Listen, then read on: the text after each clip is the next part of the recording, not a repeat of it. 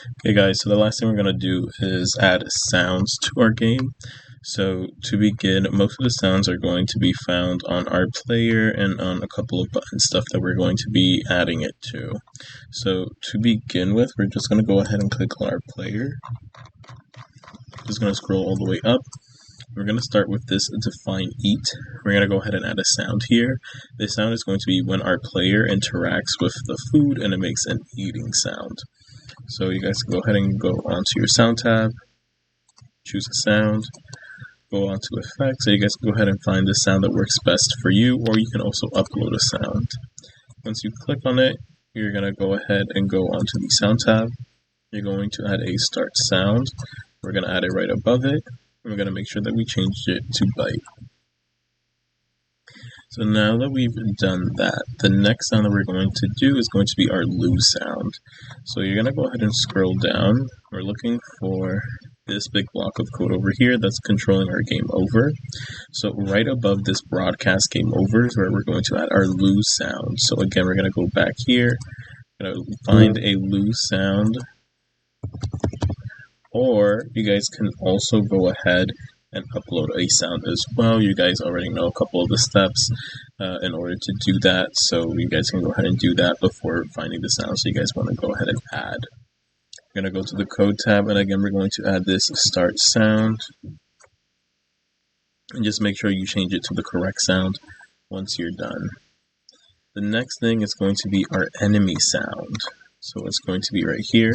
This is going to be when the enemy touches us and we've been hurt by the enemy. So right underneath the change health, we're going to add a play sound until done. We're going to go inside of the sound tab. We're going to choose a sound.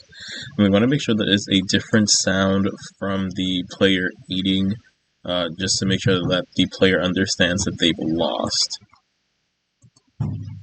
And then I'm just going to go ahead and come back here and change it. Remember, you guys have other options as well. If you're not able to find the exact sound online or on Scratch, you guys can always play around with it. You can also do that with sounds that you found online too. If you decide to download it, you can also play around with it too, because Scratch does give you that option just to make it a little bit more your own if you need to. Okay. So now with that out of the way, we're going to go ahead onto our menu, and we're going to scroll up. So specifically, we're looking for this block of code over here, which is controlling when we've clicked on the start button and we're able to start our game. So right above this close title screen, we're going to go ahead and add a play sound until done. You can add it before or after. I'll go ahead and add it a little bit after, so that it gives it time to close it while it's also playing the sound. We're going to then go into the sound tab.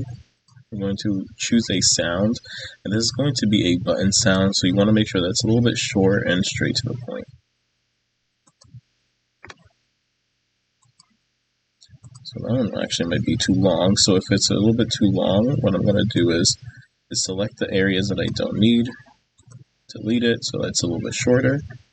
I'm going to then add a fade out, just so that it slows down towards the end, and then I'm going to come here and add it in. And that's going to be for our start button for our game.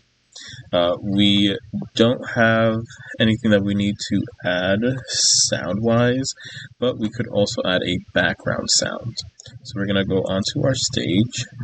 We're going to add in the events tab when I receive start. And again, you guys have a couple different options. You can add a play sound until done. You can add another one, so after it's done playing one sound, it'll go ahead and play the other one. If you wanted to forever loop, you can add a forever over it. And you can also keep it with 2 or 3, so that way once it plays one song, it'll move to the next one, and then it'll loop back to the first one. Again, you'll go into the sound tab. click on choose a sound.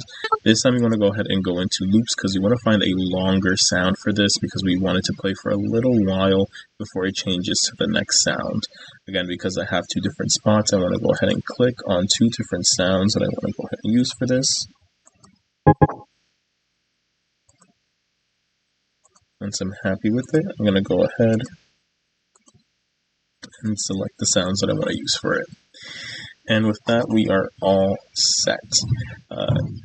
Once you guys are done, you guys can later on look forward to week 5, which is going to go over the last finishing touches for our game.